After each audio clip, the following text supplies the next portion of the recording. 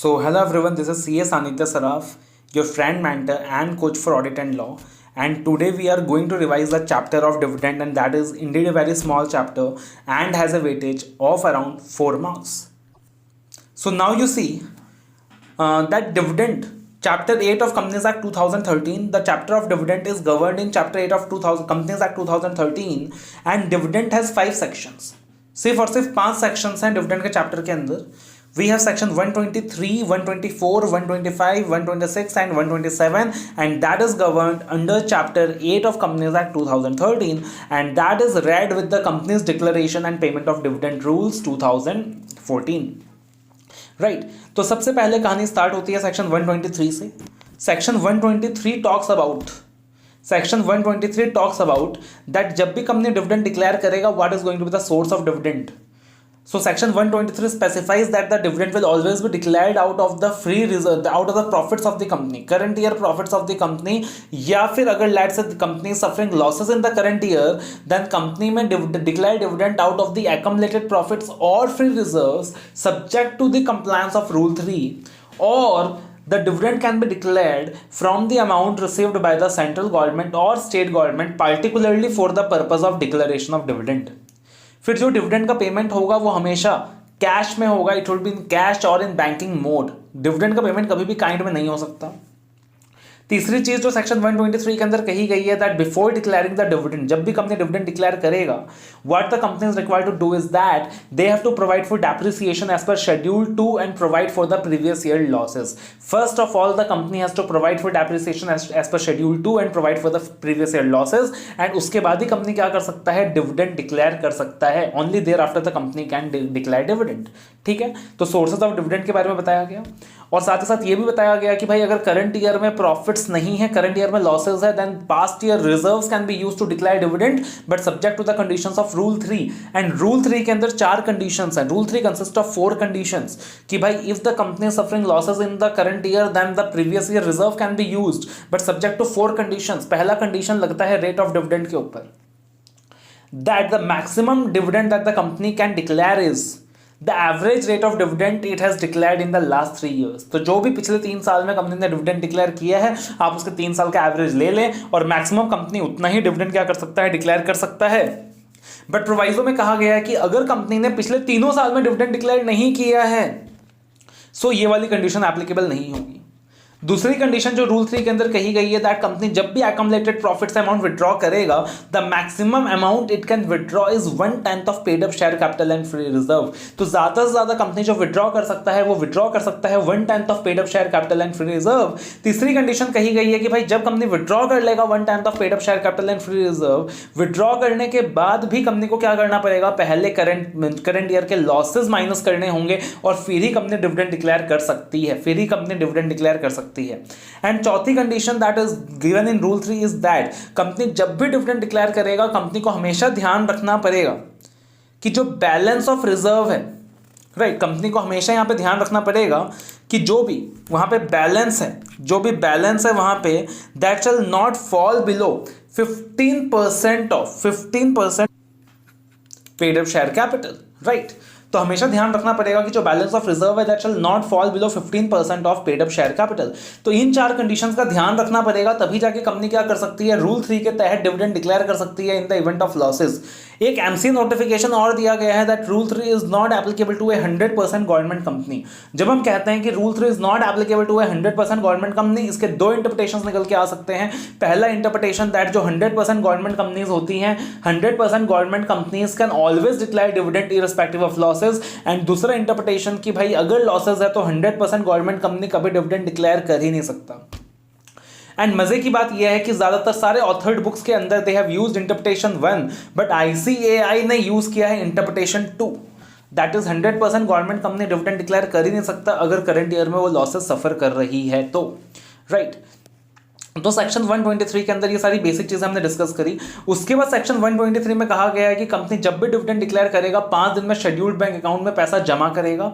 And आगे section 123 में यह भी कहा गया है कि अगर कंपनी ने डिफॉल्ट किया है in the repayment of public deposits under section 73 and 74, सो वहां पे कंपनी डिविडेंड डिक्लेयर नहीं कर सकता है. Company can not declare dividend. Right. तो ये सारी चीजें सेक्शन 123 के अंदर कही गई है। All of this things are covered under section 123। अब अगर कहानी को आगे लेके जाएं, सो फ्लो कुछ इस तरीके से बनता है कि भाई कंपनी क्या करेगा, जैसे ही डिविडेंड डिक्लेयर करेगा 5 दिन के अंदर शेड्यूल्ड बैंक अकाउंट में पैसा जमा कर देगा, 30 दिन के अंदर पैसा शेयर होल्डर्स को पे कर देगा, डिस्पैच कर देगा, डिविडेंड का चेक जो है डिस्पैच हो जाएगा, यानी कि 5 दिन के बाद अगला 25 दिन, नेक्स्ट 25 डेज। फिर आगे लॉ में लिखा गया है कि 30 डेज एक्सपायर होने के बाद, 30 डेज एक्सपायर होने के बाद अगर 7 डेज तक मेंबर्स ऑफ द कंपनी ने 7 डेज तक मेंबर्स ऑफ द कंपनी ने पैसा क्लेम नहीं किया तो वो पैसा चला जाएगा to unpaid dividend account and this is given in section 124। तो 30 दिनों के बाद अगर 7 दिन तक पैसा क्लेम नहीं किया गया by the members, that will go to unpaid dividend account. And अगर डिले होता है in transfer to unpaid dividend account तो there is the penalty of 12% simple interest for the company. 12% penalty लगेगा वहां पे, राइट, 12% पेनल्टी लगेगा। ठीक है जी। तो पहले 5 दिन, फिर 30 दिन, उसके बाद 7 days, 5 days, 30 days and 7 days. ठीक है। अब 7 डेज पार हो गया, उसके बाद कहां चला गया, अनपेड डिविडेंड अकाउंट में चला गया। फिर आगे लॉ के अंदर कहा गया है कि अगर अनपेड डिविडेंड अकाउंट में भी, अगर अनपेड डिविडेंड अकाउंट से भी 7 कंसेक्यूटिव ईयर्स तक, 7 कंसेक्यूटिव ईयर्स तक पैसा क्लेम नहीं किया गया from the unpaid dividend account, then the amount will be transferred to investor education protection fund. पैसा ट्रांसफर हो जाएगा to investor education protection fund. कहां ट्रांसफर हो जाएगा, इन्वेस्टर एजुकेशन प्रोटेक्शन फंड। और अगर ये जो 7 साल का पीरियड है, ये जो 7 साल का पीरियड है, 7 ईयर्स के पीरियड में अगर कभी भी पैसा क्लेम किया गया है then the amount of dividend shall not be transferred to IPF। बहुत ही सिंपल सी चीज है। तो 7 कंसेक्यूटिव ईयर तक अगर पैसा ट्रांसफर नहीं किया, पैसा क्लेम नहीं किया from the unpaid dividend account, पैसा चला जाएगा IPF में। और 7 साल के पीरियड के अंदर अगर कभी भी पैसा क्लेम कर लिया from the unpaid dividend account, then पैसा IPF में नहीं जाएगा।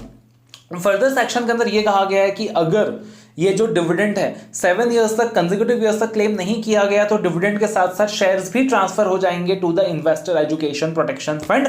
और प्रोवाइजो के अंदर एक बात और कही गई है कि जब ये 7 साल का पीरियड कंप्लीट होगा, अगर वो फॉल करता है फ्रॉम सितंबर 2016 टू अक्टूबर 2017, अगर वो फॉल करता है from September 2016 to October 2017, then the due date of transfer of share मान लिया जाएगा 31 अक्टूबर 2017। ये बात फर्दर प्रोवाइजो के अंदर कही गई है। ठीक है। तो सबसे पहले सेक्शन 123 हमने डिस्कस किया, that talks about declaration of dividend. उसके बाद section 123 that talks about unpaid dividend account. Section 125 further बात करता है IPF के बारे में, that is investor education protection fund के बारे में। अगेन एक प्रोसीजरल सेक्शन है और ज्यादा रेलिवेंट नहीं है। ठीक है। उसके बाद सेक्शन 123 में एक बात कही गई थी, that the dividend shall be paid with in 30 days. 30 days के अंदर पे होगा। अब मान लीजिए कंपनी डिविडेंड 30 डेज के अंदर पे नहीं कर पाती है तो सेक्शन 127 अट्रैक्ट हो जाएगा, जो कि पेनल्टी का सेक्शन है। सेक्शन 127 अट्रैक्ट हो जाएगा जो कि पेनल्टी का सेक्शन है। And section 127 talks about penalty. तो वहां पे कहा गया कि भाई कंपनी ने वादा किया था डिविडेंड पे करने का, और अगर कंपनी अपना वादा पूरा नहीं करता है और कंपनी 30 डेज के अंदर डिविडेंड पे नहीं करता है तो कंपनी को यहां पे फेस करना पड़ेगा 18% सिंपल इंटरेस्ट। और सिर्फ कंपनी को ही पे नहीं करना पड़ेगा, जो ऑफिसर्स इन डिफॉल्ट होंगे, ऑफिसर्स इन डिफॉल्ट को जाना पड़ेगा अप टू 2 इयर्स का जेल, यानी ऑफिसर्स इन डिफॉल्ट को चक्की पिसना होगा जेल के अंदर 2 साल तक। एंड साथ ही 7,000 रुपए पर डे का पेनल्टी उनके ऊपर लग सकता है टिल द डिफॉल्ट कंटिन्यूज। तो अगर सेक्शन 123 में जो क्राइटेरिया है 30 डेज में डिविडेंड पे करने का उसको पूरा नहीं किया गया तो सेक्शन 127 अट्रैक्ट हो जाएगा, पेनल्टी लग जाएगी। और 127 के अंदर कहा गया है company will have to pay a simple interest of 18% and officers in default के ऊपर जो पेनल्टी लगने वाली है that is up to 2 years imprisonment and 1000 rupees per day का फाइन। अब कंफ्यूज मत होना, 2 पेनल्टी है, एक 12%, एक 18%। 12% किस चीज के लिए था, delay in transfer to unpaid dividend account, और 18% किस चीज के लिए है, that is default in the declaration of payment of dividend. Further section 127 के 4 एक्सेप्शंस दिए गए हैं जब 18% का पेनल्टी नहीं लगेगा। दैट इज अगर लॉ के किसी कारण की वजह से, because of operation of law, dividend pay नहीं हो पाया, कंपनी की कोई गलती नहीं है यहां पे। दूसरा, शेयर होल्डर ने कोई डायरेक्शन दिया था कंपनी को और कंपनी शेयर होल्डर का डायरेक्शन कंप्लाई नहीं कर पाया and because of that dividend pay नहीं कर पाया। शेयर होल्डर ने बैंक अकाउंट दिया था और बोला भाई मेरे को इसी बैंक अकाउंट नंबर पे करना, और बैंक अकाउंट नंबर ही गलत है, डायरेक्शन फॉलो नहीं कर पा रही कंपनी शेयर होल्डर का, इसलिए पे नहीं कर पाई, तो यहां पे पेनल्टी नहीं लगेगा। तीसरी चीज, कोई डिस्प्यूट था डिविडेंड को लेकर, इसके लिए पे नहीं हो पाया, पेनल्टी नहीं लगेगा। चौथी चीज, शेयर होल्डर से कोई पैसा ड्यू था, शेयर होल्डर से कोई पैसा ड्यू था और उससे एडजस्ट कर लिया डिविडेंड के अमाउंट को एंड इसीलिए डिविडेंड का पेमेंट नहीं हुआ, पेनल्टी नहीं लगेगा। एंड पांचवा, any other reason which is beyond the control of the company, right, any other reason which is beyond the control of the company. तो ये क्या हो गया, सेक्शन 127 हो गया। उसके बाद we have section 126 and that talks about dividend in abeyance. अब डिविडेंड इन अबेयंस का कॉन्सेप्ट क्या है, what is the concept of dividend in abeyance? The concept is that, मान लीजिए ट्रांसफरर ने ट्रांसफरी को शेयर ट्रांसफर कर दिया और ट्रांसफरी ने ट्रांसफर डीड कंपनी को जमा कर दिया, राइट। अब इन दैट प्रोसेस क्या होने वाला है कि अगर कंपनी ने ट्रांसफरी का नाम रजिस्टर कर लिया होता तो कोई प्रॉब्लम नहीं होता, ड्यू डेट में डिविडेंड ट्रांसफरी को मिल जाता। But the problem is that company ने ट्रांसफरी का नाम रजिस्टर ही नहीं किया अपने रजिस्टर ऑफ मेंबर्स के अंदर, अभी तक शेयर के ट्रांसफर को रजिस्टर ही नहीं किया। तो लॉ कहता है कि either the transferor should authorize the company to pay the dividend to the transferee, या तो ट्रांसफरर को ऑथराइज कर देना चाहिए कंपनी को कि आप ट्रांसफरी को डिविडेंड पे कर दें, लेकिन अगर ट्रांसफरर ऑथराइज नहीं करता है कंपनी को to pay the dividend to the transferee, in that particular situation जो भी डिविडेंड का अमाउंट है वो ट्रांसफर हो जाएगा to unpaid dividend account that is referred under section 124, और उस डिविडेंड के रिस्पेक्ट में जो भी बोनस या राइट बनता है that should be capped in abeyance, यानी that should be capped in hold and that is governed under section 124। वो कहां गवर्नड है? अगेन सेक्शन 126 के अंदर गवर्नड है। क्लियर कट बात है भाई। सेक्शन 123 में एक चीज और है, देखना, जब आप डेफिनेशन ऑफ डिविडेंड में जाओगे तो सेक्शन 2 क्लॉज 35 कहता है डिविडेंड इंक्लूड्स इंटरिम डिविडेंड, यानी जो भी बातें डिविडेंड के लिए कही गई हैं वो इंटरिम डिविडेंड के ऊपर अपने आप ही एप्लीकेबल है।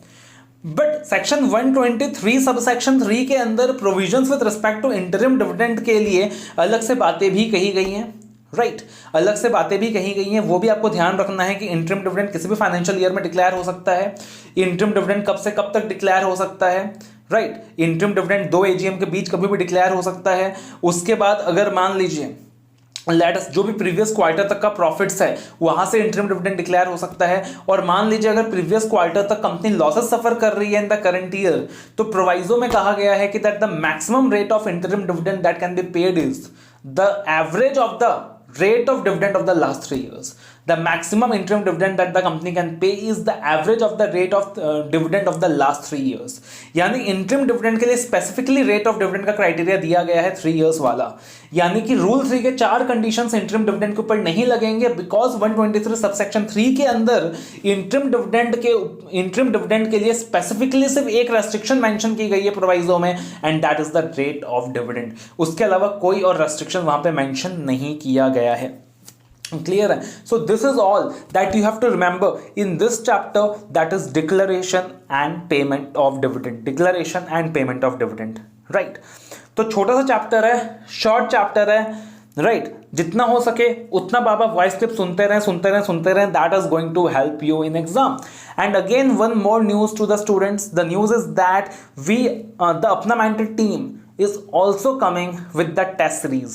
हम अपना मेंटर की हमारी पूरी टीम टेस्ट सीरीज लेकर आ रही है। नवंबर 18 के अंदर हमारा जो रिजल्ट था that was 63.75% and we are making sure that we are going to replicate the same in May 19। So we are coming with a test series and जिन स्टूडेंट्स को लॉ एंड ऑडिट में ज्यादा परेशानी है, we also have a short term course for audit and law, जहां पे आप पूरा ऑडिट एंड लॉ 40-45 घंटे में खत्म कर सकते हो। और जिन लोगों को ऑडिट एंड लॉ में ज्यादा परेशानी है, we also have a 75 hours course for audit and law, जहां पे 75 आवर्स के अंदर आप ऑडिट एंड लॉ की डिटेल स्टडी कर सकते हो। And all of this is available in apnamentor.com, www.apnamentor.com, right. So all the very best, voice clip सुनते रहिए, बाकी सारे वॉइस क्लिप्स भी हम जल्दी शेयर करने वाले हैं। So stay connected, good bye and all the best.